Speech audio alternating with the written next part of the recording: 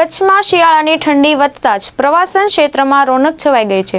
વિશ્વવિખ્યાત સફેદ રણ અને કારો ડુંગર વિસ્તારમાં દેશ વિદેશથી પ્રવાસીઓ ઉમટી રહ્યા છે, જેના કારણે કચ્છ પ્રવાસીઓ ફરી એકવાર જોર પકડ્યું છે।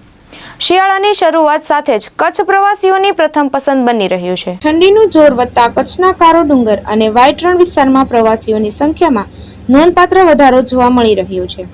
દેશના વિવિધ રાજ્યો ઉપરાંત વિદેશી પ્રવાસીઓ પણ કચ્છની કુદરત સુંદરતા અને લોક સંસ્કૃતિ માણવા આવી રહ્યા છે। પ્રવાસીઓના વધતા પ્રવાહથી રિસોર્ટ, હોટલ, હોમસ્ટે વ્યવસાયમાં ઉલ્લાસ જોવા મળી રહ્યો છે।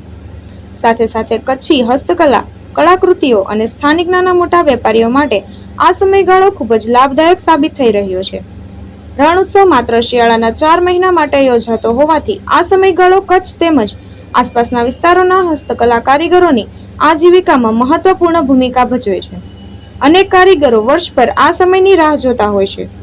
સરકારશ્રી દ્વારા કચ્છ પ્રવાસનના વિકાસ માટે માર્ગ સુવિધા, આધુનિક રહેવાસીની વ્યવસ્થા અને પ્રચાર પ્રસાર જેવા અનેક કામો કરવામાં આવ્યા છે, જેના પરિણામે કચ્છ આજે દેશ વિદેશના પ્રવાસીઓ માટે આકર્ષણનું કેન્દ્ર બની રહ્યું છે। શિયાળાની ઋતુ શરૂ થતાં જ કચ્છ ફરી એકવાર પ્રવાસનના નકશા પર છવાઈ ગયું છે, જ્યાં કુદરતી સંસ્કૃતિ અને પરંપરાનો અનોખો સંગમ પ્રવાસીઓને આકર્ષી રહ્યો છે। પ્રેમ દેવરિયા, દ્રષ્ટિકોણ ન્યૂઝ, કચ્છ।